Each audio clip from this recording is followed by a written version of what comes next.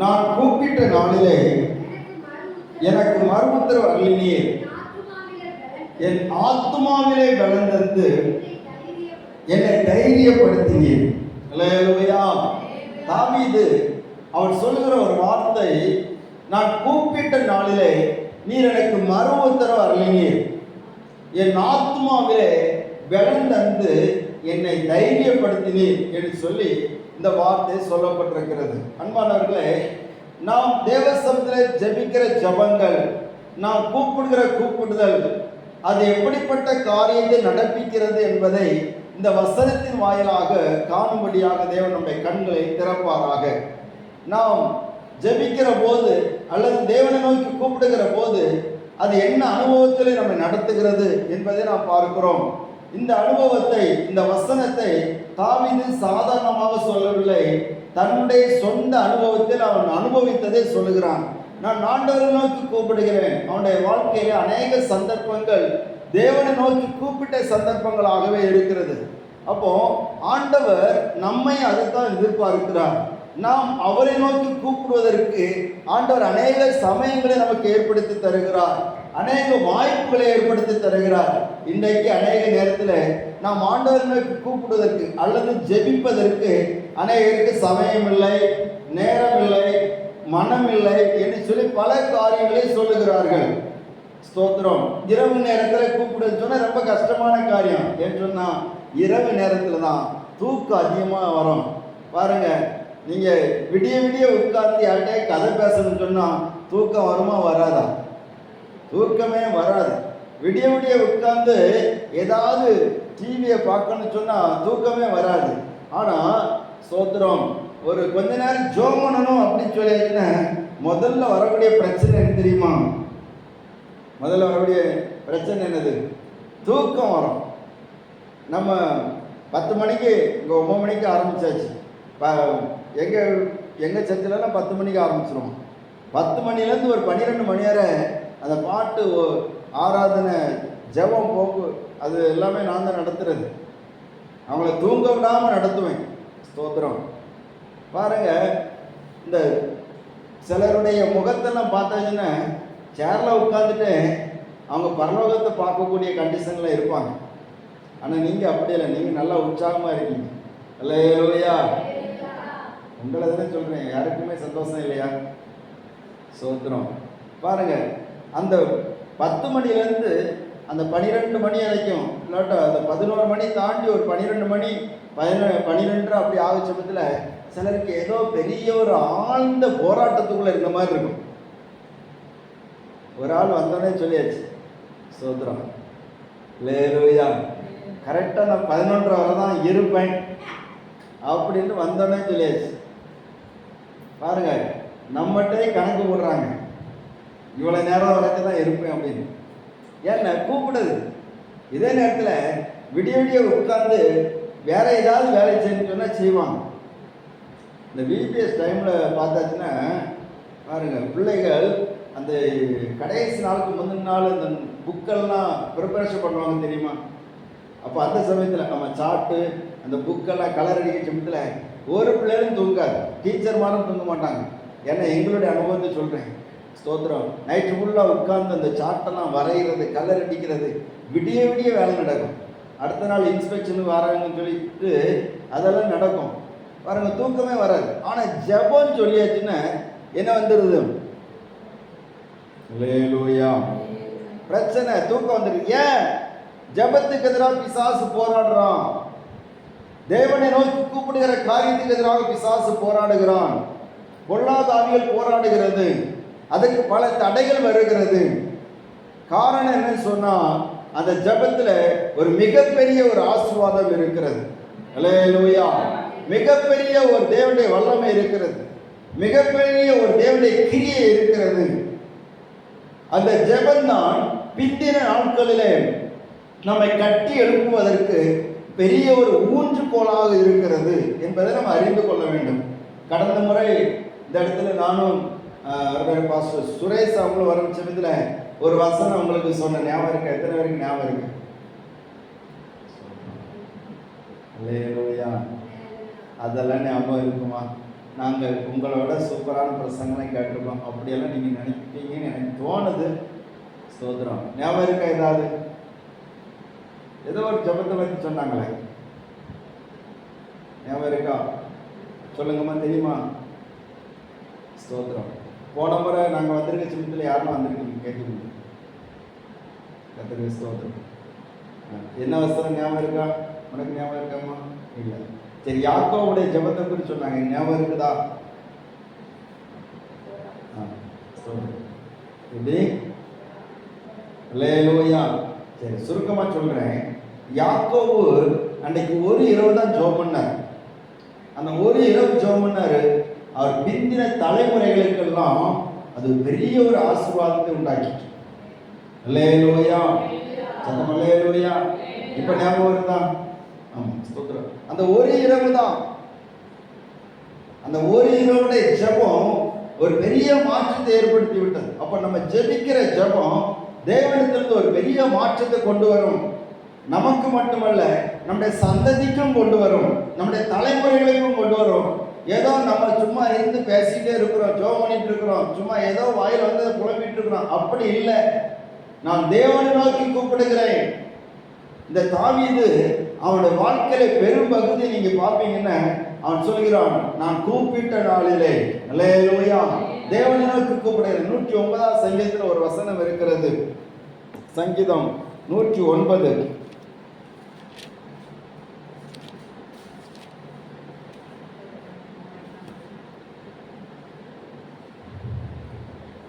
4வது வசனம். என் சிநேகத்துக்கு பதிலாக என்னை விரோதிக்கிறார்கள். நானும் எல்லாரும் சொல்லுங்க, அந்த வசனம் பைபிள் எடுத்தீங்களா? சிலர் பைபிளே கையில் எடுக்கல. நானும் என்ன வசனம்? அந்த வசனம், ஜெபம் பண்ணி கொண்டிருக்கிறேன். அல்லேலூயா. நானும் ஜெபம் பண்ணி கொண்டிருக்கிறேன். சவுலை குறித்து ஆண்டவர் சொல்கிறார், அவன் இப்பொழுது ஜெபம் பண்ணி கொண்டு இருக்கிறான். அல்லேலூயா. ஒருத்தன் சொல்லுகிறான், நானும் ஜெபம் பண்ணி கொண்டிருக்கிறேன் சொல்லுகிறான். இன்னொருவனை குறித்து தேவனே சாட்சி கொடுக்கிறார், அவன் ஜெபம் பண்ணி கொண்டிருக்கிறான். அல்லேலூயா. ஸ்தோத்திரம். இன்னொரு சகோதரி சொல்லுகிறாள், என்ன சொல்லுகிறான்னா, என்னுடைய இருதயத்தை நான் தேவனிடத்தில் ஊற்றி விட்டேன். அப்போ நம்முடைய ஜெபத்துல பல அனுபவங்களை நம்ம பார்க்கிறோம். ஒருத்தன் சொல்லுகிறான், நானும் ஜெபம் பண்ணி கொண்டிருக்கிறேன் சொல்றான். என் சிநேகத்துக்கு பதிலாக என்னை பகைக்கிறார்கள். எத்தனை பேர் நான் சிநேகத்துக்கு பதிலாக என்னை பகைத்தாலும் சரி, நானும் ஜெபம் பண்ணி கொண்டு இருக்கிறேன். அல்லேலூயா. ஸ்தோத்திரம். சவுல் என்கிற பவுலை குறித்து ஆண்டவர் சொல்லி, அவன் ஜெபம் பண்ணி கொண்டு, இப்பொழுது அவன் ஜெபம் பண்ணி கொண்டிருக்கிறான். அல்லேலூயா. அண்ணான் சொல்லுகிறாள், என்னுடைய இருதயத்தை நான் தேவ சமூகத்தில் ஊற்றி விட்டேன், கர்த்தர் சமூகத்தில் ஊற்றி விட்டேன். அப்ப ஜெபம் எப்படியெல்லாம் ஒரு மனிதனுடைய வாழ்க்கையில, தேவ பிள்ளைகளுடைய வாழ்க்கையில மாற்றங்களை தருகிறது. தேவ பிள்ளைகளை, நம்ம ஜெபிக்கிற ஜெபம் ஒரு நாளும் அது வீணாக போகாது.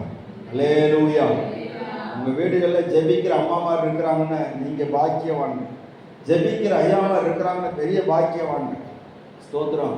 நம்ம தெரிந்த நிறைய குடும்பங்களை பார்க்குறோம். வயசானவங்க சில பேர் உட்கார்ந்து அவங்களுக்கு வயசான நேரத்தில் என்ன பண்ணுறாங்கன்னு அவங்களுக்கு தெரியாது. ஆனால் சில வயசானவங்க வீட்டில் இருக்கும்போது ஜெபம் பண்ணிகிட்டே இருப்பாங்க. என்ன ஜெபம் பண்ணுவாங்க? ஆண்டவரே, என் பிள்ளையை ஆசீர்வதி, என் பிள்ளையை ஆசீர்வதி. அவங்களுக்கு வேற ஒன்றும் தெரியாது. சோத்திரம் சோத்திரம் சோத்திரம் சொல்லுவாங்க. அடுத்த என் பிள்ளையை ஆசீர்வதிங்க, பேர பிள்ளையை ஆசீர்வதிங்க, இப்படி சொல்லிகிட்டே இருப்பாங்க. அது ஒரு பெரிய ஒரு ஆசீர்வாதம். எத்தனை பேர் நம்புறீங்க? ஸ்தோத்திரம். அல்லேலூயா. சத்தம் அல்லேலூயா. நான் நிறைய வீட்டில் வயசானவங்களை பார்த்தேனே, இது எப்போ போய் சேருன்னு தெரியலையே அப்படி சொல்றாங்களா? நீங்க சொல்லியிருக்கீங்களா? ஸ்தோத்திரம். எப்போ போய் சேருன்னு தெரியலையே. இருந்து நம்ம வீட்டையும் நார பண்ணிட்டு இருக்குதே அப்படிலாம் நிறைய சொல்லுவாங்க. அப்படிலாம் சொல்லக்கூடாது. ஸ்தோத்திரம். அல்லேலூயா. அவங்க போயாச்சுன்னா அதனுடைய வழி அதுக்கு வரதான் தெரியும். அதுக்கு வர்றது அந்த வெறுமை நமக்கு தெரியும். தேவ பிள்ளைகளே, அப்போ ஜெபம் நிச்சயமா பெரிய மாற்றத்தை கொண்டு வருது. இந்த தாவீது அவன் சொல்லுகிறான், அந்த வசனத்தை மறுபடியும் வாசிங்க. 138 சங்கீதத்துல, 138 சங்கீதம். நான் கூப்பிட்ட நாளிலே எனக்கு மறு உத்தரவு அருளினீர், என் ஆத்துமாவிலே பலந்தந்து என்னை தைரியப்படுத்தினீர். 3 காரியத்தை அவன் சொல்லுகிறான். கூப்பிட்ட நாளிலே, ஜெபித்த நாளிலே, தேவன் நோக்கி மண்டாடின நாளிலே, என் தேவன் நோக்கி அபயமிட்ட நாளிலே. ஒரு வசனத்துல நான் தேவன் நோக்கி அபயமிட்டேங்கிறான். அப்போ எந்த சூழ்நிலையானாலும் சரி, அவனுக்கு தெரிந்தது ஒன்னே ஒண்ணுதான், தேவனை நோக்கி கூப்பிடணும், அவரை நோக்கி அபயமிடணும், அவரை நோக்கி ஜெபம் பண்ணணும். அல்லேலூயா. அவரை நோக்கி வேண்டுதல் பண்ணணும், அவரை பார்த்து விண்ணப்பம் பண்ணணும். அவன் தான் நிறைய வார்த்தை யூஸ் பண்றான். ஸ்தோத்திரம். ஒவ்வொரு சமயத்துக்கும் ஒவ்வொரு வார்த்தைகளும் ஆண்டவருக்கு முன்னாடி கொண்டு வைக்கிறான். விண்ணப்பம் பண்ணுகிறான், வேண்டுதல் பண்ணுகிறான், ஜெபம் பண்ணுகிறான், கூப்பிடுகிறான். ஸ்தோத்திரம். நம்ம இந்த மாதிரி அனுபவங்களை நமக்கு வரணும். அல்லேலூயா. ஜெபத்துல சில அனுபவங்கள் நமக்கு வரணும்.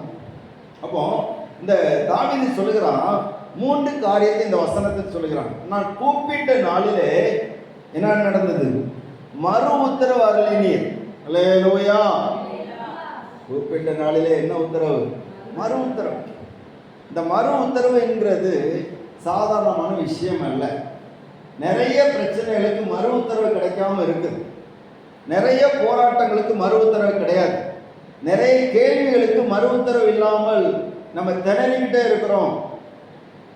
இந்த தாவீதுக்கு மறு உத்தரவு எங்க இருந்து வந்துன்னு சொன்னா, அவன் தேவனை கூப்பிடுகிற இடத்துல தான் அவனுக்கு மறு உத்தரவு கிடைத்தது. எத்தனை பேர் நம்புறீங்க? அல்லேலூயா. சத்தமா அல்லேலூயா. நீ சத்தமா சொன்னாதான் நம்ம வசனங்களை தியானிக்கிற போது அது பிரோஜனமா இருக்கும். எல்லாரும் விழிப்பா இருக்கும். இவனுக்கு நிறைய விஷயத்துல மறு உத்தரவு கிடைக்கல. சவுல் இவனுக்கு முன்னாடி இந்த ராஜா, அவன் தேவனை நோக்கி கூப்பிட்டு பார்த்தான், மறு உத்தரவு கிடைக்கல. அந்த மறு உத்தரவு கிடைக்காத உடனே அவன் யாரை பார்த்து போனான்னா, குறி சொல்லுகிறவர்களை பார்த்து போனான். அவங்க என்ன மறு உத்தரவு சொல்றாங்க, இவங்க என்ன மறு உத்தரவு சொல்றாங்க. நிறைய பேர் ஆண்டவரிடத்திலிருந்து வருகிற மறு உத்தரவை விரும்பாமல், மனிதன் எனக்கு மறு உத்தரவு என்ன கொடுக்கிறான், அவன் எனக்கு என்ன ஆலோசனை கொடுக்கிறான் என்பதை விரும்புகிறார்கள். அப்படிப்பட்டவர்கள் எந்த காரியத்துக்கும் ஜெபம் பண்ண மாட்டாங்க. அல்லேலூயா. எல்லா காரியத்தையும் நான் ஜெபம் பண்ணி தான் தீர்மானம் எடுக்கிறேன்னு சொல்றவங்க மட்டும் ஒரு அழிவுங்க போவோம். எப்படியும் பரலோகத்தில் உங்களுக்கு முதல் இடம் எல்லாருக்குமே கிடைக்கும். அல்லேலூயா. சத்தம் அல்லேலூயா. இந்த வசனம் உங்களுக்கு பிடிக்கலைன்னு எனக்கு தெரியும். அதனால தான் யாரும் வாய் திறக்க மாட்டேங்குங்க. கவனிங்க. ஆண்டவரத்தில் மறு உத்தரவை பெற்றுக்கொண்டு தான் நான் எல்லா காரியத்தையும் செய்வேன். சரி, எல்லா காரியம் இல்லை, சில காரியமாவது நான் அப்படிதான் செய்வேன்னு சொல்றவங்க மட்டும் அழைக்க போவோம். அல்லேலூயா. இதுக்கும் கஷ்டப்பட்டு தான் நீங்க ஆண்டவரை மயப்படுத்துறீங்க. அப்போ நமக்கு ஒரு மறு உத்தரவு வேணும். அவர் எனக்கு என்ன சொல்லுகிறார்? ஒரு ராஜா என்ன பண்ணான்னா, யுத்தத்துக்கு போனான். யுத்தத்துக்கு போச்சுமையும் யூதாவின் ராஜா இஸ்ரவேலின் ராஜாவோடு சேர்ந்து அவன் இன்னொரு தேசத்துக்கு, சீரியா தேசத்துக்கு யுத்தம் பண்ண போகிறான். யுத்தம் பண்ண போகும்போது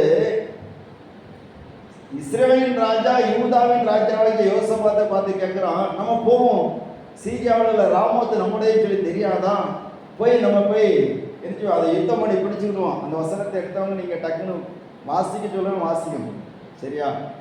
சரி, நீங்களாம் வசனத்தில் தேர்ன ஆளுங்க. கர்த்தர் ஆசீர்வதிப்பாராக.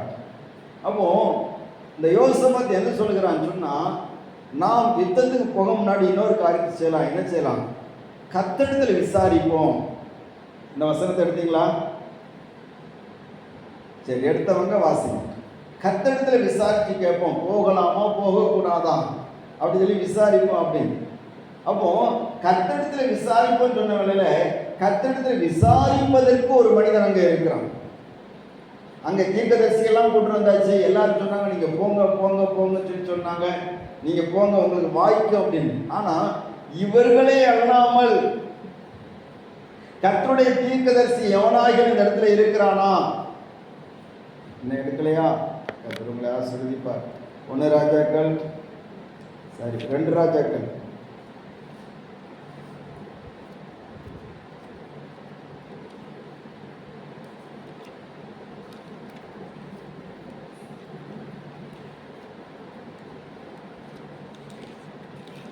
20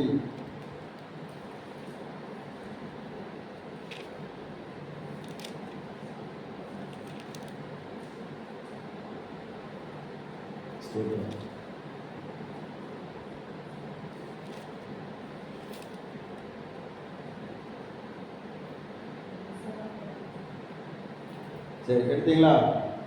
சரி, அந்த வசனத்தை நீங்க படிக்கும்போது அதெல்லாம் நீங்க பார்க்க முடியும். பாருங்க, நான் எல்லாத்தையும் எடுக்கிறதுக்கு டைம் இல்லை, நேரம் ஆகுறதுனால சீக்கிரமா சொல்றேன், கவனிங்க. கர்த்தரிடத்தில் விசாரிக்கிறதுக்கு கர்த்தருடைய தீர்க்கதரிசி அல்லாமல் வேற ஒருத்தனை இல்லையா அப்படின்னு சொல்லி கேட்டபோது ஒருத்தர் சொல்லிக்கிறான், மிகாயா என்கிற தீர்க்கதரிசி இருக்கிறான். அவனை கூப்பிட்டு விசாரிக்கிற போது அவன் சொல்லுகிறான், நீர் போம், அது உனக்கு வாய்ப்பு சொல்லி முதல்ல சொல்லுகிறான். ரெண்டாவது சொல்லுகிறான், நீர் போயாச்சுன ஸ்தோத்திரம், ஆகாப் ராஜா செத்து போயிடும். அல்லேலூயா. ஆகாப் செத்து போயிடுவான்னு சொல்லி அந்த தீர்க்கதரிசி சொல்றான். அப்போ கர்த்தரிடத்திலிருந்து ஒரு மறு உத்தரவு வரணும். எனக்கு மறு உத்தரவு எங்க இருந்து வரணும்னா தேவனிடத்திலிருந்து வரணும். நம்ம வாழ்க்கைக்கு எந்த காரியமா இருந்தாலும் மறு உத்தரவு அங்கிருந்து தான் வரணும். தேவ பிள்ளைகளே, நிறைய விஷயங்களுக்கு நம்ம பதில் தெரியாம இருக்கிறோம், குழப்பத்தில் இருக்கிறோம். என்ன செய்ய தெரியாதபடிக்கு குழப்பத்தில் போய் ஏதாவது பிரச்சனையில நம்ம சிக்கி கொள்கிறோம், ஏதாவது நஷ்டத்தை சந்திக்கிறோம்.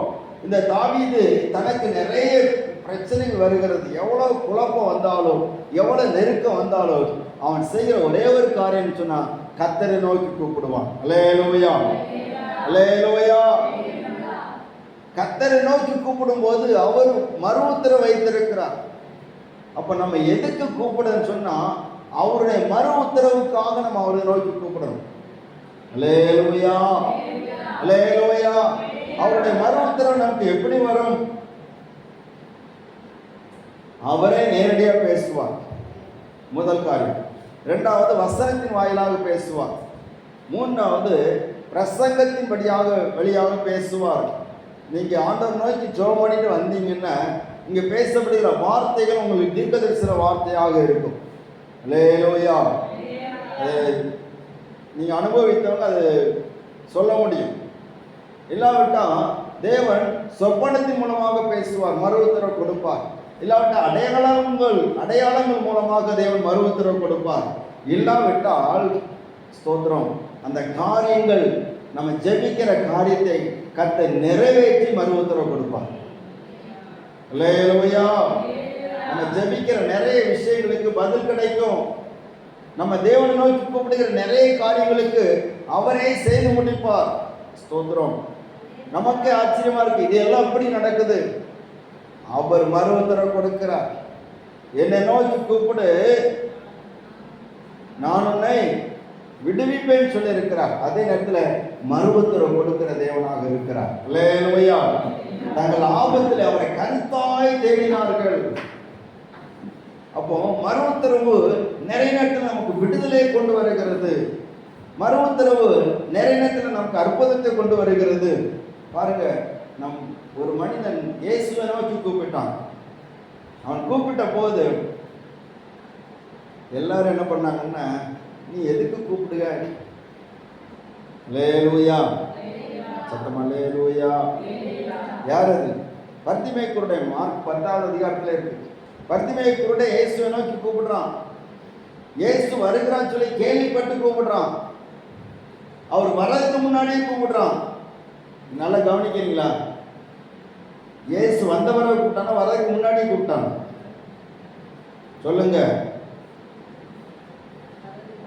வர்றதுக்கு முன்னாடியே கூப்பிட்டான். ஆனா இயேசு பதில் கொடுக்கவே இல்லை. எல்லாரும் அவனை அதட்டுறாங்க. முதல்ல சொன்னாங்க, அவரை கூப்பிட்டாத, உனக்கெல்லாம் அவர் பதில் தர மாட்டாரு அப்படின்னு தான் சொன்னாங்க. ஆனா போக போக போக அவனுடைய சத்தம் கூடிட்டே இருக்குது. இயேசு கேளாதவர் போல போறார். இப்போ அவனை கடந்து இயேசு போன பிற்பாடு இப்போ என்ன சொல்றாங்கன்னா, அவர் உன்னை விட்டு தாண்டி போயிட்டார், இனி கூப்பிட்டு ஒரு பிரயோஜனமும் இல்லை. அல்லேலூயா. சிலர் சொல்லுவாங்க தெரியுமா, நீங்க இவ்வளவு நாள் ஜெபம் பண்ணிட்டீங்க, காரியம் உங்களை கடந்து போயிட்டு இனி ஜெபம் பண்ணி ஒரு பிரயோஜனமும் இல்லை. அல்லேலூயா. கடந்து போனாலும் கர்த்தர் அங்கே நிற்கிறார். கூப்பிடுகிறவனுக்கு அவர் பதில் கொடுக்க முடியாது நிற்கிறார். ஸ்தோத்திரம். அவர் அந்த இடத்துல ஸ்டாப் ஆயிட்டார். இவன் முன்னில் அதிகமாக கூப்பிட்டதை பார்த்து ஆண்டவர் நின்றுட்டார். அப்ப நம்ம கூப்பிட்டதுக்கு எவ்வளவு வேல்யூ இருக்கு பாருங்க. ஒரு குருடன், பிச்சைக்காரன், யாராலும் மதிக்கப்படாதவன், அவன் உட்கார்ந்து முன்னிலும் அதிகமாக கூப்பிடுகிற போது அவனை கடந்து போன தேவன் ஸ்தோத்திரம் அந்த இடத்துல நிற்கிறார். அவர் நின்றது இவனுக்கு தெரியாது.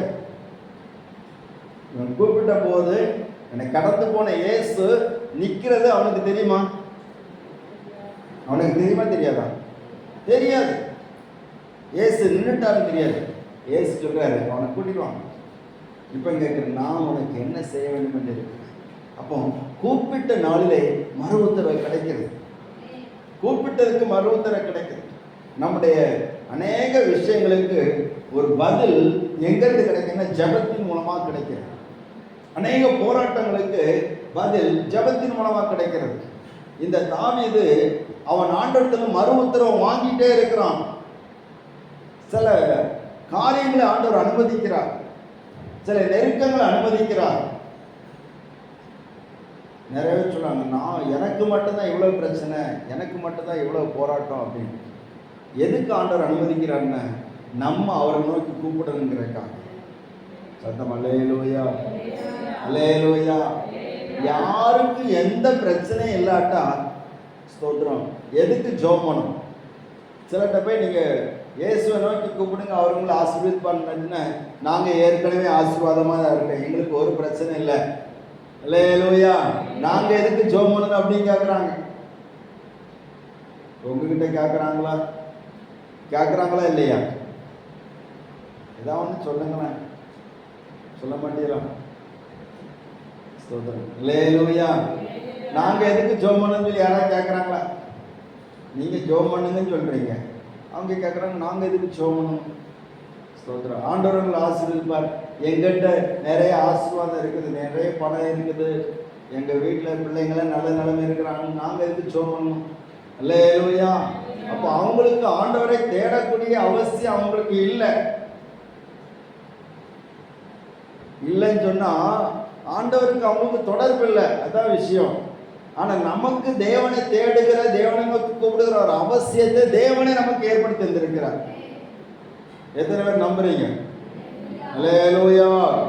பண தேவை இருக்குது, இப்போ ஸ்கூல் படிப்புக்கு தேவை இருக்குது, அது நம்மகிட்ட போதுமான அளவுக்கு பணம் இருந்து அந்த தேவைகள்லாம் பூர்த்தி செய்யப்படுமானால் நம்ம ஜெபம் பண்ண மாட்டோம். ஸ்தோத்திரம். என்கிட்ட தான் எல்லாம் இருக்க, எதுக்கு ஜெபம் பண்ணணும்? ஸ்தோத்திரம். அப்போ ஒரு பிரச்சனை வருகிறது, ஒரு போராட்டம் வருதுன்னு சொன்னால் நாம் தேவனை நோக்கி கூப்பிடுவதற்கான ஒரு சந்தர்ப்பம் அது. இந்த தாவீது அவன் எப்போ ராஜாவாக அபிஷேகம் பண்ணப்பட்டானோ அன்னையிலேருந்து அவனுக்கு போராட்டத்துக்கு மேலே போராட்டம்,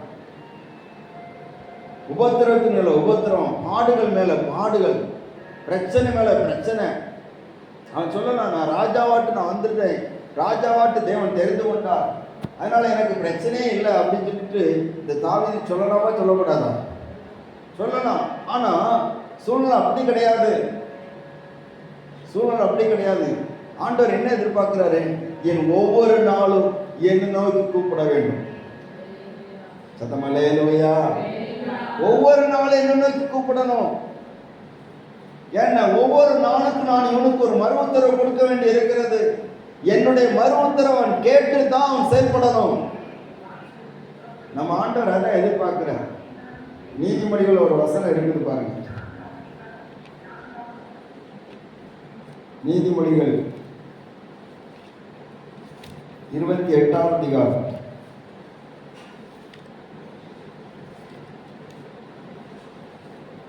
9ஆம் வசனம். வேதத்தை கேளாதபடி தன் செவியை விளக்கருடைய ஜெபமும் அருவருப்பானது. நிறைய பேருக்கு ஜெபமே அருவருப்பா இருக்கு. ஏன்னா வேதத்தை கேட்க மாட்டாங்க, வசனம் கேட்க மாட்டாங்க. சொல்லுவாங்க, எங்களுக்கு ஜெபம் மட்டும் பண்ணா போதும், வசனம் வேண்டாம். யார் ஜெபம் பண்றாங்களோ அவங்களுக்கு வசனம் வேணும். வசனத்துக்கு செவி கொடுத்து ஜெபம் பண்ணாதான் அவர் மறு உத்தரவு கொடுப்பார். அல்லேலூயா. வசனத்துக்கு செவி கொடுக்காம நம்ம உருண்டு பிறண்டு ஜெபம் பண்ணாலும், உபவாசம் இருந்து ஜெபம் பண்ணாலும் அவர் செவி கொடுக்க மாட்டேன்னு சொல்லி ஏசாயா 1ஆம் அதிகாரத்தில் சொல்லி இருக்கிறார். உன் ஜெபம் எனக்கு அருவருப்பா இருக்குது, உன் ஜெபத்தை நீ கையை விரிச்சாலும் பார்க்க மாட்டேன், உபவாசம் பண்ணாலும் உன்னை திரும்பி கூட பார்க்க மாட்டேன் அப்படிங்கிறார். ஏன்னா வேதத்தை கேட்காதபடி உன் செவியை நீ விளக்குற, என் வார்த்தைக்கு கீழ்ப்படிய மாட்டேங்கிற.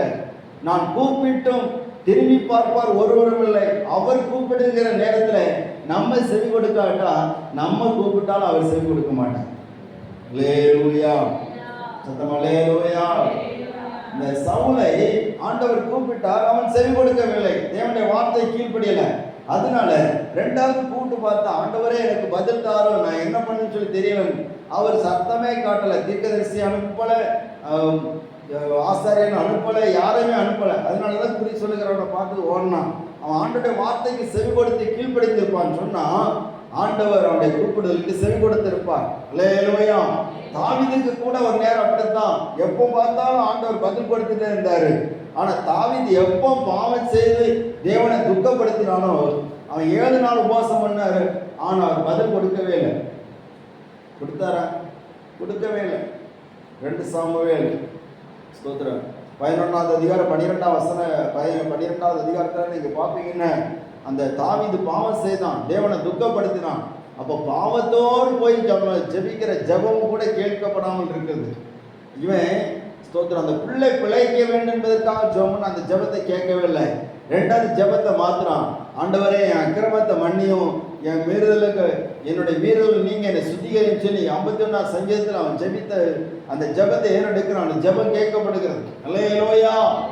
அப்போ நம்ம எந்தெந்த காரியத்துக்கு எப்படி எப்படி கூப்பிடணுமோ அப்படின்னு தான் நம்ம கூப்பிடணும். நாம் கூப்பிட்ட நாளிலே மறு உத்தரவு அருளினீர். அல்லேலூயா. மறு உத்தரவு இருக்கிறது, உங்களுக்கு ஒரு மறு உத்தரவு இருக்கிறது. நம்ம ஆண்டவர் நோக்கி கூப்பிடணும் என்பதற்காகவே தினந்தோறும் ஆண்டவர் அதற்கான சந்தர்ப்பங்களை ஏற்படுத்தி தருகிறார். சிலருக்கு சில வியாதி, அது ஒரு போராட்டம். அந்த வேதனை வந்தாதான் இயேசுவேன்னு கூப்பிடுவாங்க. அல்லேலூயா. ஒரு சின்ன பிள்ளை இருந்தாங்க, அவருக்கு பேர் வந்து ஸ்வீட். சரியா? அந்த பிள்ளை பிறந்ததுலேருந்து நடக்க முடியாது, பேசுவாள் ஆனால் நடக்க முடியாது, செயல்பட முடியாது. அந்த பிள்ளையுடைய உறவினர்கள் பார்த்தபோது, சிறு பிள்ளையா இருக்கிற பிள்ளை வந்து கொஞ்ச நாள் போச்சு மித்தில் அதனுடைய செயல்பாடுகள் மாறும். ஆனால் இது தன்னுடைய கடமைகளை செய்வதற்கு கூட செயல்பட முடியாதபடி இருக்கிறது. அதே நேரத்தில் இந்த பிள்ளையுடைய உடம்புல சில வேதனைகள் உருவாகும். வேதனைகள் உருவாகுற நேரத்தில் அந்த பிள்ளை அவங்க அம்மாவை கூப்பிடுவாங்க. அந்த அம்மா வந்து அந்த வேதனை உள்ள இடத்துல தன்னுடைய கையை வைத்து தடவுகிற போது அந்த நேரத்தில் கொஞ்சம் வலி நீங்கும். இப்படியாக நாட்கள் போனது. சிறு குழந்தையா இருந்தவள் கொஞ்சம் கொஞ்சமாக பெரிய பிள்ளையாக மாறிவிட்டாள். ஆனாலும் அந்த வேதனை மாறவில்லை. எப்பொழுதெல்லாம் வேதனை வருகிறதோ அப்பொழுதெல்லாம் தன்னுடைய தாயை கூப்பிடுவாள். இது நடந்த சம்பவம். சொல்கிறோம். ஒரு நாள் அந்த வீட்டிற்கு ஜெபிக்கும்படியாக சில சகோதரிமார்கள் வந்தார்கள். வந்தபோது சொன்னார்கள், இந்த பிள்ளைக்கு இயேசு சுகம் கொடுப்பார் அப்படின்னு சொல்லிட்டு அந்த பிள்ளைக்காக ஜெபிக்கும் போது அந்த பிள்ளை பார்த்து சொன்னாங்களாம், நீ உனக்கு எப்பெல்லாம் உனக்கு பிரச்சனை வருதோ, உனக்கு எப்பெல்லாம் பலவீனம் வருதோ, உனக்கு வேதனை வருதோ, அப்பெல்லாம் இயேசுவேன்னு கூப்பிடு, அவர் உனக்கு செவி கொடுப்பார் அப்படின்னு. இந்த பிள்ளைக்கு வாழ்க்கையை வெறுத்து போச்சு. ஸ்தோத்திரம். ஏன்னா நான் பிறக்கும் போதே இப்படி குறைபாடோடு பிறந்திருக்கிறேன், என்னால் செயல்பட முடியவில்லை, எனக்கு என்னுடைய கடமைகளை செய்வதற்கு என்னுடைய தாய் இல்லாட்ட யாராவது ஒரு ஆள் தான் செய்ய வேண்டி இருக்கிறது, நான் இந்த இயேசுவை நான் நம்பவில்லை, வெறுக்கிறேன்னு சொல்லி அவள் தன்னுடைய மனதிலே ரொம்ப ஒரு வெறுப்போடு காணப்பட்டாள். இப்படி இருக்கிறது நாளில் ஒரு நாள் அவருடைய தாயார் வெளியில போயிருக்கிற போது அவளுக்கு அந்த உடம்புல ரொம்ப ஒரு வேதனை வந்து விட்டது. இவன் என்ன பண்ணான்னா தன்னுடைய அம்மாவை கூப்பிட்டு பார்த்தான். அம்மா இல்லை, அம்மா வெளியே போயிட்டாங்க. வேதனை அதிகமாயிட்டே இருந்துச்சு. அவளையும் அறியாமல் சத்தம் போட்டு கூப்பிட்டா, இயேசுவேன்னு கூப்பிட்டு. அல்லேலூயா. அவளே அறியாமல் எப்படி கூப்பிட்டா? இயேசுவின் கூப்பிட்டதான் உண்டு. கொஞ்ச நேரத்துல அந்த இடத்துல ஒரு அமைதியான சூழ்நிலை உண்டானது.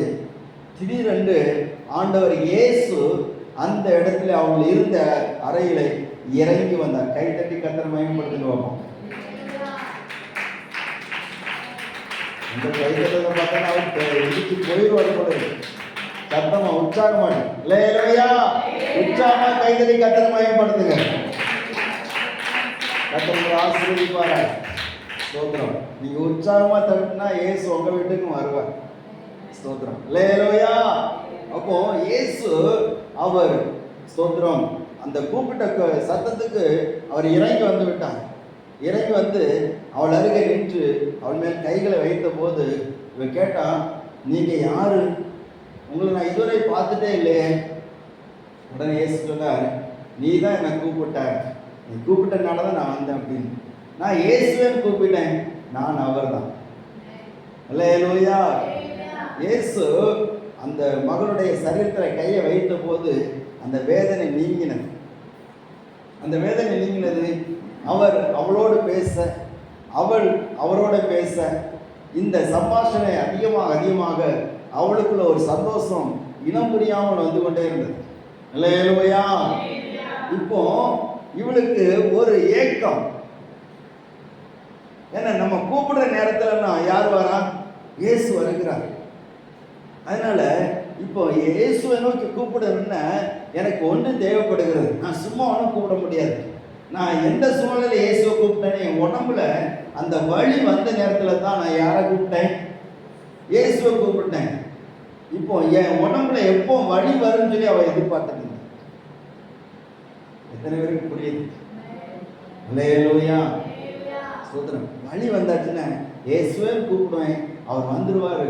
அவர் வந்தாச்சுன்னா எனக்கு சந்தோஷம், அவர் வந்தாச்சுன்னா எனக்கு வழியே தெரியாது. இப்படி அவளுடைய ஏக்கம் ஒவ்வொரு நாளும் அதிகமாக இவர் ஆண்டவரோடு பேச ஆரம்பித்தார். ஒரு நாள் இவர் தன்னுடைய வேதனையிலே இயேசுவை நோக்கி கூப்பிடும் போது இயேசு வந்தார். இயேசு சொன்னார், நான் உன்னை குணமாக்க போகிறேன். எனக்கு பயங்கர சந்தோஷம். உன்னை நான் எழுப்பி நடக்க வைக்க போகிறேன், உன் வாழ்க்கையை நான் மாற்றப் போகிறேன் என்று சொன்ன போது ரொம்ப ஒரு சந்தோஷத்தோடு ஸ்தோத்திரம் காணப்பட்டார். ஆனால் ஆண்டவர் சொன்னார், நீ எனக்கு ஊழியம் செய்ய வேண்டும். நான் உனக்கு செய்கிற நன்மையை நீ உலகமெங்கிலும் போய் எல்லா இடமும் சொல்லணும் அப்படி சொல்லி ஆண்டவர் சொன்ன போது அதற்கு அவன் தன்னை அர்ப்பணித்த போது இயேசு அவளை எழுப்பி நடக்க பண்ணினார். அல்லேலூயா. கூப்பிட்ட நாளிலே மறு உத்தரவு வரலையே. நமக்கு ஒரு மறு உத்தரவு இருக்குது. உங்களுக்கு என்ன பிரச்சனைனாலும் எந்த போராட்டனாலும் அவரை நோக்கி கூப்பிடுங்க, அவர் மறு உத்தரவு கொடுப்பார். ஸ்தோத்திரம். சில நேரத்தில் சில நாள் நம்ம கூட இருக்கிறவங்களால பிரச்சனை வரும், நம்ம சிநேகிக்கிறவங்களால பிரச்சனை வரும். நம்ம இவங்களுக்கு சிநேகிச்சு இவ்வளவு காரியம் பண்ணமே, இவங்களால நமக்கு இவ்வளவு பிரச்சனையா? எங்க போய் தீர்க்கிறதுக்கு இந்த பிரச்சனைய? யார்கிட்ட சொல்லதுக்கு? ஒரு அலையில சொல்லுங்க வைப்போம். அல்லேலூயா. ஸ்தோத்திரம். நம்ம வீட்டில் பிரச்சனை வந்துன்னா சொல்லக்கூடியதுதான் சர்ச்சில் வந்து சொல்லுவோம், ஊழியக்காரங்கிட்ட சொல்லுவோம். சொல்ல முடியாத விஷயங்கள் நிறைய இருக்கும். ஸ்தோத்திரம். அதே போல ஊழியக்காரங்களுக்கு பிரச்சனைன்னு சொன்னா விசுவாசிட்ட போய் சொல்ல முடியாது. அவங்கள்ட்ட சொல்லியதுன்னா அவங்க ஏளனமா நினைப்பாங்க. ஊழியக்காரங்களுக்கு நீங்கெல்லாம் ஜெபம் பண்ற ஆளு. ஒரு அம்மா கவனிங்க, அல்லேலூயா. உபவாச கூட்டத்துக்கு ஒரு சகோதரி வருவாங்க. அவங்க வந்து சொல்றாங்க, பாஸ்டர் உங்க ஒய்ஃபுக்கு இந்த முதுகு பிரச்சனையா, அவங்களுக்கு எப்படி இதெல்லாம் வரலாம்? நான் சொன்னேன், அவங்களும் மாமிசம் தானே. அல்லேலூயா. அவங்க ஒன்றும் இரும்பு ஒன்றும் இல்லை, வேற பிறகு ஒன்றும் கிடையாது, எல்லாம் மனுஷங்க தானே. ஸ்தோத்திரம். யாருக்குனாலும் விளைவினம் வரும், யாருக்குனாலும் போராட்டம் வரும். யாருக்கு வந்தாலும் கூப்பிட வேண்டிய ஒரே ஒரு இடம் உண்டு. அல்லேலூயா. அவரை நோக்கி கூப்பிடணும். மனுஷனை கூப்பிட்டோன்னு தொலைஞ்சோம். ஸ்தோத்திரம். அவங்க எல்லாரும் நம்ம கூட நிக்கிற மாதிரி நிற்பாங்க, ஆனா நிக்க மாட்டாங்க. எந்த குண்டு பெரிய குண்டா இருக்கோ பார்த்து பிடிச்சு தள்ளி விட்டுட்டு நினைச்சுவாங்க. அல்லேலூயா. உங்களுக்கு பிடிக்காதது சொல்றேன்னு நினைக்கிறேன். ஸ்தோத்திரம். சரி, அப்ப அடுத்த பாயிண்ட் போயிடும். பாருங்க, நான் கூப்பிட்ட நாளிலே எனக்கு மறுவுத்தர் அருளினீர். அடுத்த பாயிண்ட் சொல்லுகிறேன். என் ஆத்துமாவிலே பலன் தந்து என்னை தைரியப்படுத்தினீர். அடுத்த வார்த்தை அந்த ஆத்துமாவிலே பலன். அப்போ நமக்கு ஒரு பலன் தேவைப்படுகிறது. என்ன பலன் தெரியுமா? ஆத்துமாவில் பலன். ஒழுங்கா ஆண்டோடைய சமூகத்தில் ஜெபிக்கிறவங்களுக்குள்ளால என்ன பலன் இருக்குன்னா ஆத்துமாவில் பலன். அல்லேலூயா. எந்த பிரச்சனை வந்தாலும் சோர்ந்தே போக மாட்டாங்க. எந்த பிரச்சனை வந்தாலும் தளர்ந்தே போக மாட்டாங்க. எந்த பிரச்சனை வந்தாலும் யார்கிட்டையும் போராட மாட்டாங்க. ஏன்னா ஆத்துமாவில் பலன் இருக்கு. இன்னைக்கு ஆத்துமாவில் பலன் ரொம்ப தேவைப்படுகிறது. ஒரு தடவை தாவீது ரொம்ப நெருக்கப்பட்டான். 1 சாமுவேல் 30வது அதிகாரத்தில் 6வது வசனத்தை வாசிங்க பார்ப்போம்.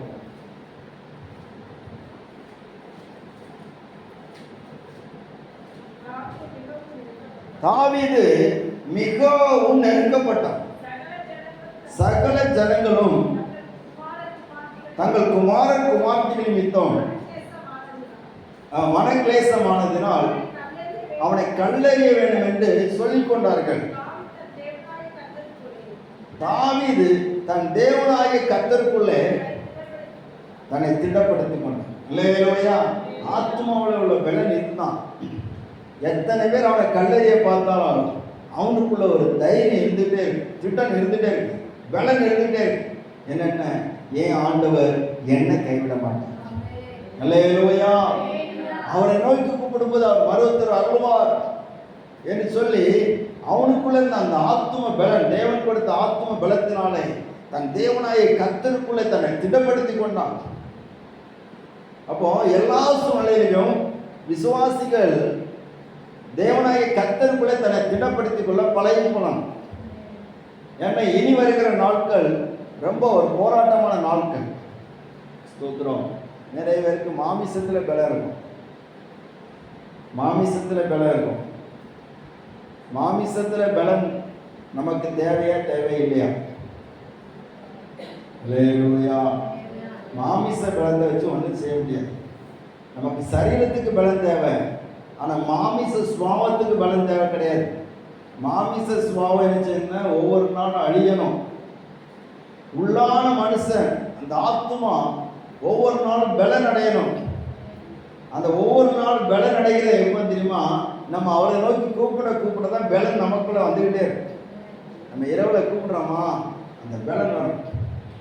பவுலும் சீலாவும் இரவில் அவங்க சரீரம் பலவீனப்பட்டிருக்கிறது, அடிக்கப்பட்டிருக்கிறது, நொறுக்கப்பட்டிருக்கிறது, கட்டப்பட்டிருக்கிறது. அப்போஸ்தலர் 16வது அதிகாரம் கட்டப்பட்டிருக்கிறது. ஆனால் அவங்களுக்குள்ள இந்த ஆத்மாவோட பலன் அது கட்டப்படவில்லை. அந்த ஆத்ம பலன் என்ன பண்ணுச்சு தெரியுமா? தேவனுக்கு கூப்பிட்டு அவங்க பாடி துடித்த போது அந்த ஆத்மாவோட பலன் அங்குள்ள சிறைச்சாலைகளை அசைத்து விட்டது. சத்தமா சொல்லுங்க. அல்லேலூயா. எப்பெல்லாம் முடிப்பாருன்னு பார்த்துட்டு இருக்காங்க. அப்படித்தானே பார்த்துட்டு இருக்கிறீங்க?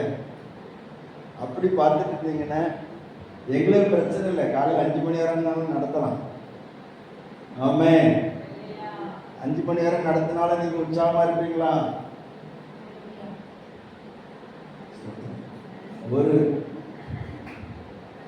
ஒரு கையில வசந்தம் இருக்கு. அது யாருக்கு கையில? எனக்கு கை மட்டும்தான். அப்படின்னு நீங்க என்ன சொல்ல வரீங்கன்னு எனக்கு புரியுது. 5 மணி நேரம் என்ன, அதுக்கு மேலே தாண்டி நடத்துங்க, ஒன்றும் பிரச்சனை இல்லை. அல்லேலூயா. நாங்கள் வேணா இன்னும் ஒரு 1/2 மணி நேரம் இருப்போம். அதுக்கு அப்படி சொல்றீங்களா? கர்த்தர் உங்களை ஆசீர்வதிப்பாராக. ஒரு ஆத்மாவில் பலனை இழந்துடக்கூடாது. அவரை நோக்கி கூப்பிடுகிறதுக்கு நமக்கு நேரம் கொடுக்கப்படுகிறது. அவரை நோக்கி கூப்பிட்டாதான் நம்முடைய ஆத்மாவில் பலம் தருகிறார். முதல்ல மறுவுத்தரவை கொடுக்கிறார், 2வது ஆத்மாவில் பலம் தருகிறார். ஆவிக்குரிய வாழ்க்கையில ரொம்ப முக்கியமான ஆத்மா பலன் அடையணும். ஆத்மா பலவீனம் அடையக்கூடாது. அது வசனத்தினால் பலன் அடையும், தேவனை நோக்கி கூப்பிடுகிறதுனால் பலன் அடையும், எந்த அளவுக்கு நம்ம ஜெபிக்கிறோமோ அந்த அளவுக்கு ஆத்துமாவில் ஒரு பலன் இருந்துட்டே இருக்கும். பிசாசுக்கு எதிராக இருக்கக்கூடிய ஒரு காரியம் நம்முடைய ஆத்துமாவில் உள்ள பலன். அல்லேலூயா, அல்லேலூயா. பிசாசு நம்மகிட்ட ரொம்ப போராடுறதுக்கு ஒரு முக்கியமான காரியம் சொன்னா நம்முடைய ஆத்துமா பலன் அடையக்கூடாது என்பதற்காக. இந்த ஆத்துமாவில் பலன் வரக்கூடாது, சோர்ந்து போகணும், தளர்ந்து போகணும். வேற சொல்லுங்க, ஆபத்து காலத்தில் சோர்ந்து போவாயானால் உன் பலன் குறுகினது. ஆத்துமாவில் பலன் ரொம்ப தேவைப்படுது. ஆவிக்குரிய வாழ்க்கையில பலன் தேவைப்படுகிறது. 2 கொரிந்தியர் புஸ்தகம் 4ஆம் அதிகாரம்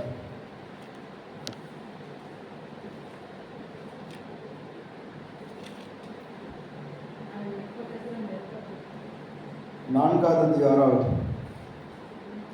16ஆவது வசனம். ஆனபடியினாலே நாங்கள் சோர்ந்து போகிறதில்லை, எங்கள் புறம்பான மனுஷனானது அழிந்தும் உள்ளான மனுஷனானது நாளுக்கு நாள் புதிதாக்கப்படுகிறது. அல்லேலூயா. புறம்பான மனுஷன் அழிக்கப்படுகிறான், உள்ளான மனுஷன் புதிதாக்கப்படுகிறான். அப்போ உள்ளான மனுஷன் புதிதாக்கப்படுகிறான், பலன் அடைகிறான். ஒவ்வொரு நாளும் பலன். ஸ்தோத்திரம். நம்ம பழைய பலன் அல்ல, புது பலன். கர்த்தருக்கு காத்திருக்கிறவர்கள புது பலன் எடுத்து கழுகுகளை போல செட்டைகள் எடுத்து எழும்புவார்கள். அப்ப நம்ம எழும்ப வேண்டிய பகுதிகள் இருக்குது.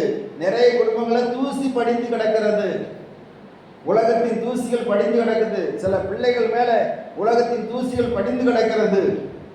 ஏன்னா எழும்ப முடியல, முடங்கி கிடக்கிறாங்க. ஆண்டவருக்காக செயல்பட வேண்டிய இடத்துல முடங்கி கிடக்கிறாங்க. காரணம் சொல்ல ஆத்மாவில் பலன் இல்லை, ஆத்மாவில் ஒரு புதிதான தன்மை இல்லை. ஸ்தோத்திரம். நமக்கு காலத்தை பார்த்தா நீங்கள்லாம் எப்படி இருக்குன்னு சொன்னா போதகர்களாக இருந்திருக்கணும். என்ன, உங்க சர்ச்சில் உள்ள ஊழியக்காரங்க அவங்க பைபிள் காலேஜ் டீச்சர். அல்லேலூயா, சத்தம் அல்லேலூயா. அவங்க நிறைய ஊழியக்காரங்களுக்கு வசனம் சொல்லி கொடுப்பாங்க. அப்போ அந்த இடத்துல நீங்க பார்க்கும்போது உங்களுக்கெல்லாம் வசனம் சொல்லி தரும்போது நீங்கள்லாம் எப்படி இருக்கணும்? போதகர்கள்லாம் இருந்திருக்கணும். அல்லேலூயா. ஸ்தோத்திரம். மற்றவங்களை சொல்லிக் கொடுக்கணும். வசனம் யாருக்குள்ள அடைப்பட்டு இருக்குது, அவங்க சும்மா இருக்க மாட்டாங்க. அவங்க அந்த வசனத்தை கொண்டு யார்ட்டையாவது சொல்லணும்னு சொல்லி அந்த வசனம் உள்ள இருக்கிறது வெளியே போய் ஆகும். அல்லேலூயா. நம்ம ஏதாவது பொருள் நம்ம புதுசாக வாங்கிட்டு வச்சுக்கோங்களேன், அடக்கி வச்சுப்போமா? உள்ள அடக்கி வைக்க மாட்டோம். ஏதாவது ஆஃபரில் சாரியோ ஏதாவது பொருள் வாங்கிட்டு வந்தோன்னா அடக்கி வைக்க மாட்டோம்.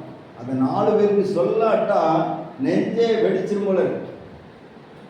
அது அந்த அம்மாமார்களுக்கெல்லாம் அப்படித்தான். ஸ்தோத்திரம். அடுத்த வீடு, எழுத வீடு, பக்கத்து வீடு, போன வீடு, வந்த வீடு, தெரிஞ்ச வீடு, தெரியாத வீடு, எல்லா வீட்டையும் சொல்லுவோம். ஸ்தோத்திரம். மத்தியில் இந்த கடைக்கு போனேன், இந்த ஜாமான் இப்படி ஆஃபரில் கிடச்சி சொல்கிறோமா இல்லையா? சத்தமா அல்லேலூயா சொல்கிறோம். நம்ம ஆத்மா பலன் அடைஞ்சிட்டோம்னா நம்மளால் சொல்லாமல் இருக்க முடியாது, வசனத்தை சொல்லாமல் இருக்க முடியாது, ஆண்டவருக்காக ஏதாவது செய்யாமல் இருக்க முடியாது. இந்த தாவீது ஆண்டவருக்காக பெரிய காரியங்களை செய்தான்னு சொன்னால் அவன் சொல்லுகிறான், அவனுடைய ஆத்மா பலன் அடைந்து நான் சொல்லுகிறான், உம்மாலே நான் ஒரு சேனைக்குள்ள பாய்ந்து போவேன். அல்லேலூயா. என் தேவனால ஒரு மதிலை தாண்டி பெரிய காரியங்களை சாதிப்பேன். தேவனுக்காக பெரிய காரியங்களை சாதித்த ஒரு மனிதன் தாவீது. ஆத்மாவில் பலன். இந்த ஆத்மாவில் பலன் அடைறதுக்கு அவன் முக்கியமாக சில காரியங்களை பண்ண பாருங்க. 103ஆம் சங்கீதத்தில் 1ஆம் வசனம் 2ஆம் வசனம். ஆத்மா என்ன எப்பவும் சொல்லுங்க, கர்த்தரை ஸ்தோத்திரி. ஆமா, முழு வசனத்தையும் சொல்லியாச்சுன்னு எல்லாரும் முடிச்சுட்டு போயிடுவாங்க. அல்லேலூயா. எப்பண்டா இந்த ஆத்மாவே சொல்லுவாங்கன்னு யோசிச்சுட்டு இருக்காங்க. ஸ்தோத்திரம். அவன் சொல்லுறான், என் ஆத்மாவே நீ கர்த்தரை ஸ்தோத்திரி. எப்பவும் ஆண்டவரை ஸ்தோத்திரிக்கணும். நீ ஸ்தோத்திரிக்கணும்னா அதுக்கு நீ ஒரு காரியத்தை செய்யணும். அவர் செய்த சகல உபகாரங்களை ஒன்னே நீ மறந்துடாத. அல்லேலூயா. உங்க ஆத்மாவை பலப்படுத்தணுங்கிறக்காக தான் இயேசு சிலுவையில பலவீனமாக தொங்கினார். நம்முடைய ஆத்மாவை பலப்படுத்தணும். தாவீது தேவனை எப்பொழுது ஸ்தோத்தரித்துக் கொண்டார். தன் ஆத்மாவுக்கு சொல்றான், எப்பவும் தேவனை ஸ்தோத்தரி, எப்பவும் செய்த நன்மைகளை மறந்துடாத. 62ஆம் சங்கீதத்தில் சொன்னா, என் ஆத்மா தேவனை நோக்கி அமர்ந்து இருக்கிறது, என்னுடைய ஆத்மா பலனடைன்னு சொன்னா அவரை நோக்கி தான் அமர்ந்து இருக்கணும், வேற யாரும் இல்லை.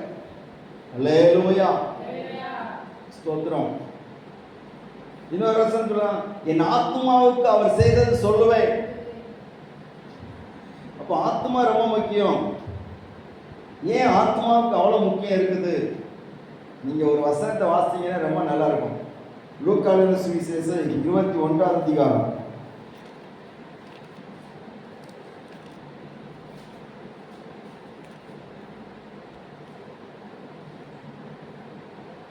19ஆம் வசனம். உங்கள் பொறுமையினால் உங்கள் ஆத்துமாக்களை காத்துக்கொள்ளுங்கள். ஏன் காத்துக்கொள்ளுன்னு சொன்னால், இயேசு வரப்போகிறார். அல்லேலூயா.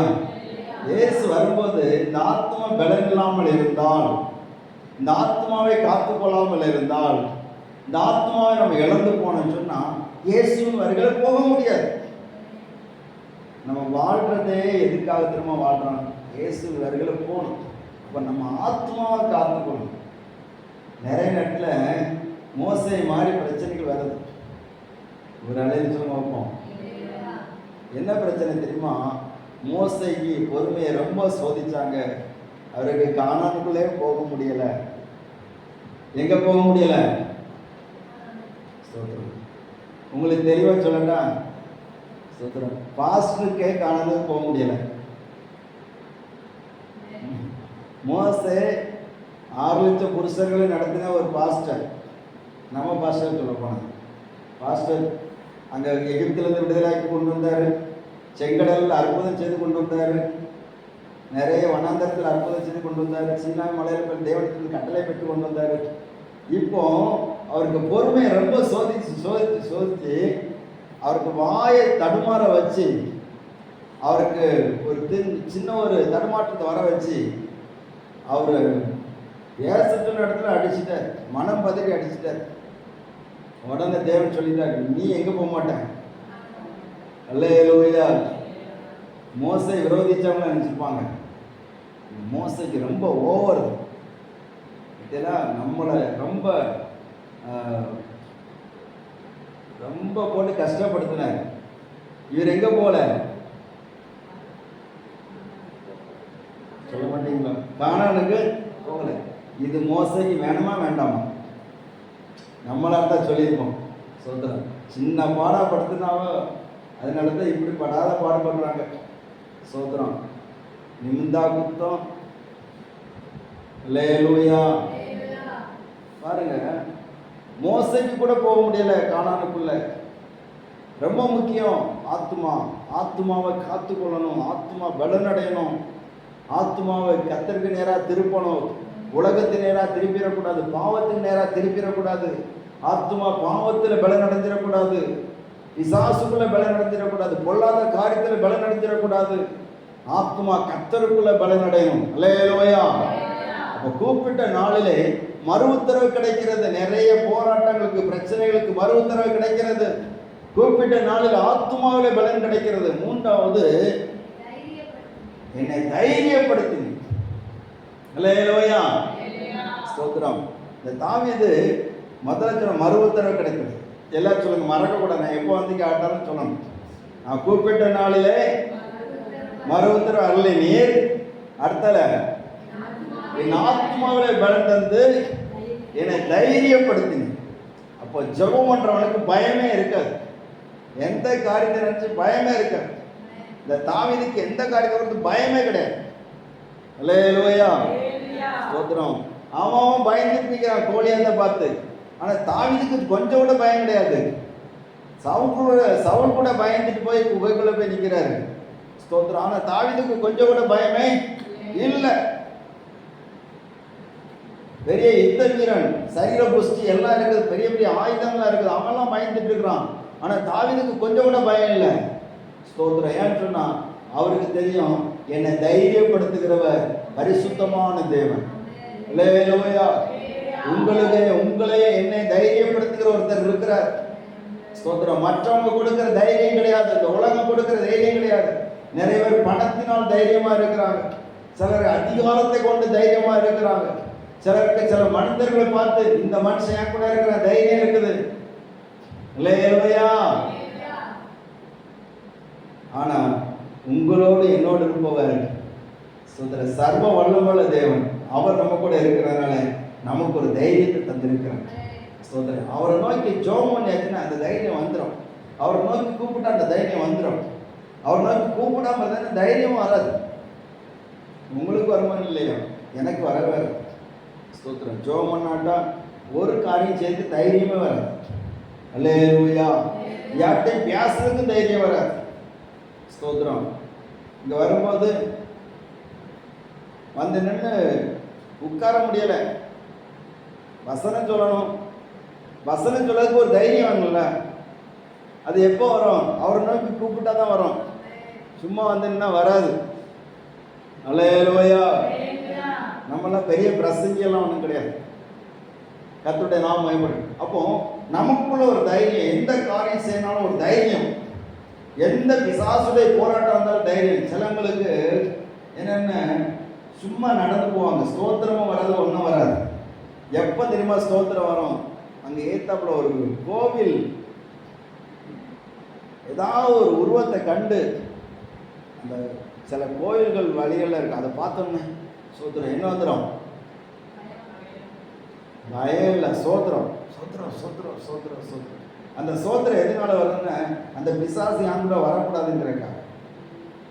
நம்ம உண்மையாக ஜெபிக்கிறவங்களா இருந்தா அப்படி அந்த அந்த அந்த உருவங்களை கண்ட வேலையில் வருகிற ஸ்தோத்திரம் அல்ல. எப்பொழுதும் கர்த்தரோடு பேசி கொண்டிருக்கிற அந்த அனுபவம் நமக்குள்ள அவருடைய தைரியத்தை நமக்குள்ள கொண்டு வந்துகிட்டே இருக்கு. ஏன்னா ஜெபிக்கிறவங்களோட ஆண்டவர் இருப்பார். அல்லேலூயா. ஜெபிக்கிறவங்களோட அவரோடு அவரை கூப்பிட்டு கொண்டிருக்கிறவரோட தேவன் இருப்பார். ஸ்தோத்திரம். அல்லேலூயா. நீ ஆண்டவரை கூப்பிட்டு இருந்தேன்னா உன் கூட எப்போ ஆண்டவர் இருக்கிறத நீ உணர முடியும். சரியா? சில விஷயத்துக்காக பயந்துட்டே இருக்கக்கூடாது.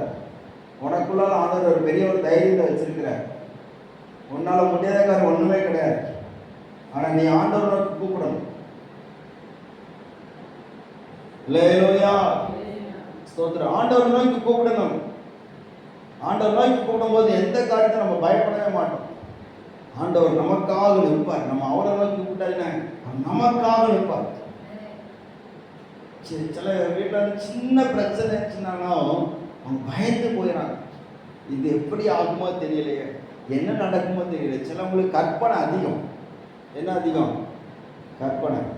என்ன கற்பனைன்னா, நடக்காத நடந்த மாதிரி உட்காந்து நடக்க முன்னாடியே ஒவ்வொரு வச்சு அழுதுருப்பாங்க. ஸ்தோத்திரம். தேவனை நோக்கி கூப்பிட்டாச்சுன்னா சில விஷயங்களுக்கு சில நாட்கள் காத்திருந்து கூப்பிட வேண்டி இருக்கும். அவரை நோக்கி கூப்பிட்டா நமக்கு ஒரு தைரியம் வந்துடும். அதை நம்முடைய வாழ்க்கையில் அனுபவிச்சிருக்கோம். தாவீது அதுன்னு சொல்றான், என்னுடைய ஆத்மாவிலே பலந்து நீங்க தைரியப்படுத்திங்க. நான் பயப்படுகிற நேரங்கள் நிறைய இருந்துச்சு, நான் பயந்து போன நேரங்கள் நிறைய இருந்துச்சு. ஸ்தோத்திர. சவுல் எப்போ என்ன கொள்வான்னு சொல்லி எனக்கு தெரியாது, என் கூட இருக்கிறவனை எப்போ என்ன காலி பண்ணுவான்னு தெரியாது. ஆனால் அந்த சூழ்நிலையிலையும் என்னை தைரியப்படுத்தின ஆண்டவர் ஸ்தோத்திரம் கூட இருந்து. அல்லேலூயா. ஸ்தோத்திரம். ஆண்டவர் தருகிற தைரியம் பாருங்க. இந்த தைரியம் எதுவரைக்கும் நிற்கும் சொன்னால், நம்ம அவருடைய ராஜ்யத்தில் அவருடைய சமூகத்தில் போய் நிற்கிற வரைக்கும் அந்த தைரியம் நமக்கு இருக்கு. எத்தனை பேருக்கு ஆண்டவருக்கு முன்னாடி நிற்க வேண்டிய தைரியம் இருக்குது?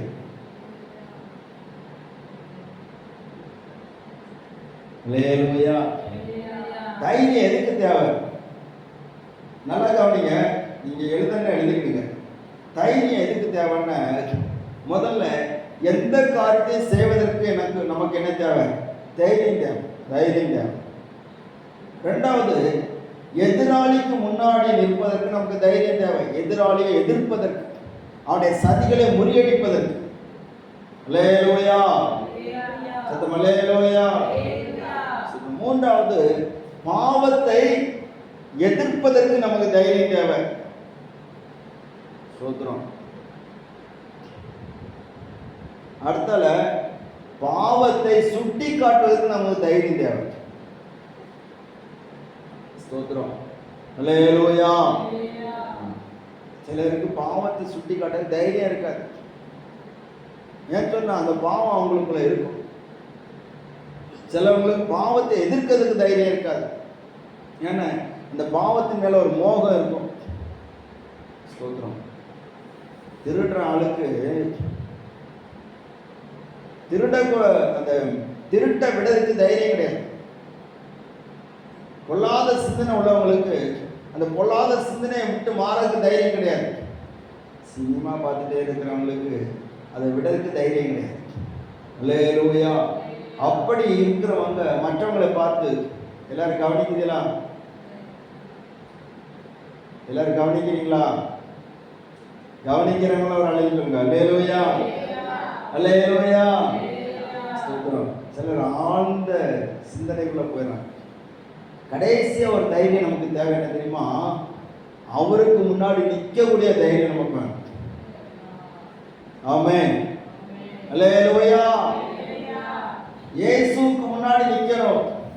லூக்கா எழுதின சுவிசேஷம் 21வது அதிகாரம் 36வது வசனம்.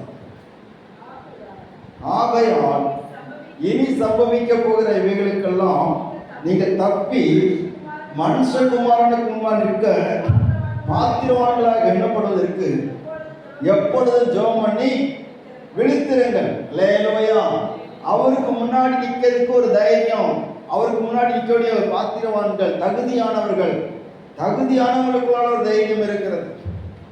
எல்லாரும் சட்டமன்றத்துக்குள்ள போக முடியாது, எல்லாரும் பாராளுமன்றத்துக்குள்ள போக முடியாது. முடியுமா? முடியாது. அதுக்கு யாருக்கு தகுதி இருக்குதோ அவங்க தான் தைரியம் அங்க உள்ள போவாங்க. அப்ப ஆண்டவர் நம்மளை எதுக்கு அழைத்திருக்கிறார்னா பரலோக ராஜ்யத்துக்கு போவதற்காக. அவர் பரலோக ராஜ்யத்துக்கு அழைத்து செல்லும்படியா வரப்போகிறார். அப்ப அவருக்கு முன்னாடி நிற்கக்கூடிய தைரியம் யாருக்கு இருக்குன்னு சொன்னா, ஸ்தோத்திரம், அவரை நோக்கி கூப்பிடுகிறவர்கள் ஜெபம் பண்ணுறவங்களுக்கு தான் அந்த தைரியம் இருக்கும். அல்லேலூயா. அப்ப ஜெபம் எவ்வளவு அவசியம் நமக்கு. ஜெபம் எவ்வளவு அவசியம். ஜெபத்தினாலே அவரை நோக்கி கூப்பிட்ட நாளிலே முதலாவது அவருக்கு என்ன கிடைத்தது சொல்லுங்க? மறு உத்தரம். எல்லாரும் சொல்லுங்க, என்ன கிடைத்தது? மறு உத்தரம். இரண்டாவது ஆத்துமாவிலே பலன். எல்லாரும் சொல்லுங்க, என்ன பலன் கிடைத்தது? ஆத்துமாவிலே பலன். மூன்றாவது தைரியம். அல்லேலூயா. சொல்றேன், தண்ணி அடிச்சுட்டு ஒருத்தன் வருவான், அவனுக்கு ஒரு தைரியம் இருக்கும். அந்த தைரியம் இல்லை. சிலவங்களுக்கு வந்து பாரு, சிலவங்களுக்கு வாய் தைரியம் இருக்கும். வாய் தைரியம் இது என்ன? அவள் 10 வார்த்தை பேசுறது, எனக்கு 2 வார்த்தையே பேச தெரியும். நாங்களாம் குறைவானவங்க கிடையாது. லோக்கலில் சொல்லலாம்னு பார்த்தா வேண்டாம். அல்லேலூயா. நாங்களும் குறைஞ்சவங்க கிடையாது. அவங்க 10 வார்த்தை சொன்னால் எனக்கு 2 வார்த்தையா சொல்றதுக்கு எனக்கு முடியும் அப்படின்னு சொல்றவங்க இருக்கிறாங்க. அது அல்ல. இயேசுக்குள்ள இருந்த தைரியம் என்ன தெரியுமா? பாடுகள் அனுபவிப்பதற்கு ஒரு தைரியம் இருந்துச்சு. எவன் முகத்தில் அடித்தாலும் நின்று நிற்பார். அல்லேலூயா. அடிக்கணும் அடி. ஸ்தோத்திரம். பரியாசம் பண்ணணுமா பரியாசம் பண்ணு. என் ஆத்மாவில் பலன் இருக்கிறது, எனக்குள்ள ஒரு தைரியம் இருக்கிறது. ஸ்தோத்திரம். பாடுகளை சகிப்பதற்கு ஒரு தைரியம். ஸ்தோத்திரம். ஓடதுக்கு இல்லை. அப்போ நமக்குள்ளால ஆண்டவர் தைரியத்தை தர விரும்புகிறார். இயேசு அவர் எப்பொழுதும் பிதாவை நோக்கி கூப்பிட்டு கொண்டார், ஜெபம் பண்ணிட்டே இருந்தார். அதனால அவருக்குள்ளான ஒரு தைரியம் இருந்தது. அவருக்குள்ள இருந்த தைரியத்தை பார்த்து பிசாசு நடுங்கணும். இப்போ நமக்குள்ள இருக்கிற தைரியத்தை பார்த்து பிசாசு நடுங்கணும். அன்பானவர்களே, ஸ்தோத்திரம். நிறைய விஷயங்கள் சொல்லதுக்கு இருக்குது. ஆனால் இதோடு முடித்துக் கொள்ள விரும்புகிறேன். நான் கூப்பிட்ட நாளிலே எனக்கு மறுபத்தர் அருளினீர், இந்த ஆத்மாவிலே பிறந்தந்து என்னை தைரியப்படுத்தினீர். நம்ம எல்லாரும் ஜெபிக்க போகிறோம். ஸ்தோத்திரம். முடிஞ்சா மனநாள் போடுங்க, இல்லாவிட எழுந்து நிற்கலாம். ஸ்தோத்திரம். எல்லாரும் ஆண்டவருடைய சமூகத்தில் ஜெபிப்போம். ஆண்டவரே,